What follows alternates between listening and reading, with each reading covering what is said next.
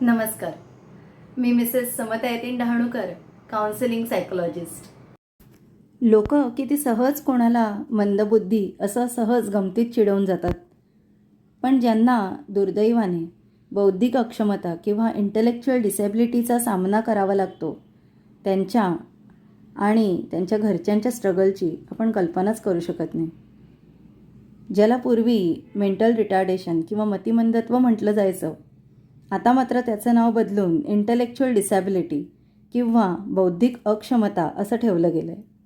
ज्यांची बौद्धिक क्षमता त्या वयोगटातील इतरांपेक्षा तुलनेने कमी असते आणि ज्यांना दैनंदिन व्यवहारासाठी सुद्धा सहाय्य लागतं, ते सगळे या कॅटेगरीमध्ये येतात.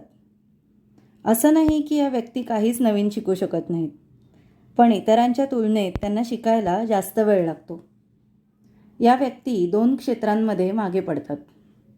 पहिलं म्हणजे आपण ज्याला IQ किंवा बुद्ध्यांक म्हणतो, ज्यामुळे आपण नवीन काही शिकणं, निर्णय घेणं आणि समस्या सोडवणं या गोष्टी अगदी सहज करू शकतो. आणि दुसरं, दैनंदिन जीवनात लागणारी कौशल्य आत्मसात करता येणं, जसं दुसऱ्यांची योग्य प्रकारे संवाद साधणं, स्वतःची काळजी घेता येणं इत्यादी. IQ किंवा इंटेलिजन्स कोशंट हा विविध प्रकारच्या IQ टेस्टद्वारे काढला जातो. ॲव्हरेज IQ हा 100 असतो, कारण प्रमुखतः सर्व व्यक्ती या 85 ते 115 या IQ रेंजमध्ये येतात. जर एखाद्या व्यक्तीचा IQ हा 70 ते 75 या रेंजमध्ये असेल, तर त्या व्यक्तीला बौद्धिक अक्षमता आहे असं म्हटलं जातं. जेव्हा एखाद्या बालकाला बालरोग तज्ज्ञांकडे नेलं जातं, तेव्हा त्यांना काही ठराविक निकषांवरून बुद्धिमत्तेचा अंदाज येतो. जसं की स्वतंत्रपणे खाणं किंवा कपडे घालू शकणं, दुसऱ्यांशी संवाद साधणं किंवा दुसऱ्यांनी बोललेलं समजणं इत्यादी. सुदैवाने बौद्धिक अक्षमता ही संपूर्ण लोकसंख्येच्या 1% एवढ्या कमी प्रमाणात आढळते. त्यातही 85% व्यक्तींना माइल्ड इंटेलेक्च्युअल डिसॅबिलिटी आढळते, ज्यामध्ये फक्त त्या वयोगटातील इतरांपेक्षा प्रत्येक गोष्टीमध्ये त्यांची गती मंदावते.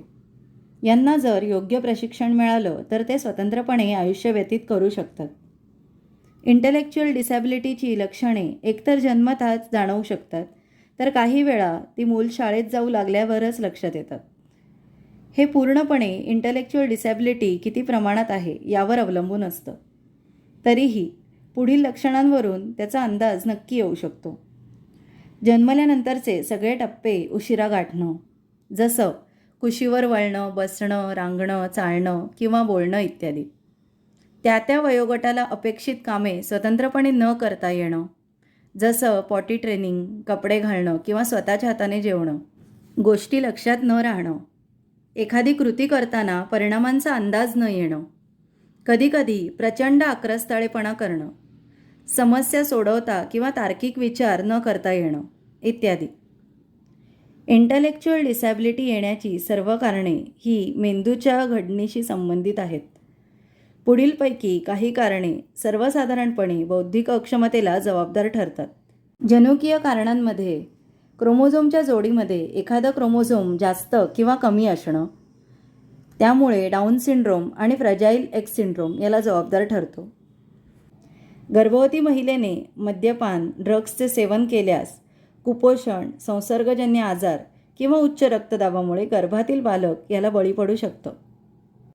जन्मल्यावर बाळाला डांग्या खोकला, गोवर, मेनिंजायटिस यांसारखे आजार होणं, डोक्याला मार लागणं, कुपोषण, मेंदूला संसर्ग, विषारी पदार्थांशी संपर्क येणं इत्यादीपैकी काहीही असल्यास बौद्धिक अक्षमता असू शकते. काही प्रमाणात आपण बौद्धिक अक्षमतेला प्रतिबंधही करू शकतो. त्यातली सहज शक्य असलेली गोष्ट म्हणजे गर्भवती महिलेने मद्यपान न करणं, ज्यामुळे फेटल अल्कोहोल सिंड्रोमचा धोका टळेल. त्याचबरोबर गर्भवती स्त्रीने योग्य ती काळजी घेणं, सर्व जीवनसत्वयुक्त आहार घेणं, संसर्गजन्य आजार प्रतिबंधक लसी घेणं, हे सर्व बौद्धिक अक्षमतेची शक्यता कमी करू शकतात. इंटेलेक्च्युअल डिसॅबिलिटीचं निदान बालरोग तज्ज्ञ करू शकतात, ज्यामध्ये पालकांद्वारे मिळालेल्या माहितीच्या आधारे, बाळाच्या निरीक्षणाद्वारे आणि बुद्धिमत्ता व वर्तनावर आधारित चाचण्यांद्वारे याचं निदान करू शकतात. त्यानंतर बौद्धिक अक्षमता ही माइल्ड, मॉडरेट, सिव्हिअर किंवा प्रोफाऊंड यापैकी किती प्रमाणात आहे हे ठरवले जाते आणि त्वरित speech therapy, occupational therapy, physical therapy, कौटुंबिक समुपदेशन, प्रशिक्षण इत्यादीपैकी ज्याप्रमाणे गरज असेल त्याप्रमाणे उपचार सुरू केले जातात. हे फक्त पालकांना सामाजिक पाठिंब्याची गरज असते. या मुलांना किंवा व्यक्तींना जितकं जास्त प्रमाणात स्वीकारलं जाईल तितकी त्यांच्या कुवतीप्रमाणे ते प्रगती दाखवतात, असं संशोधनांद्वारे सिद्ध झालं आहे.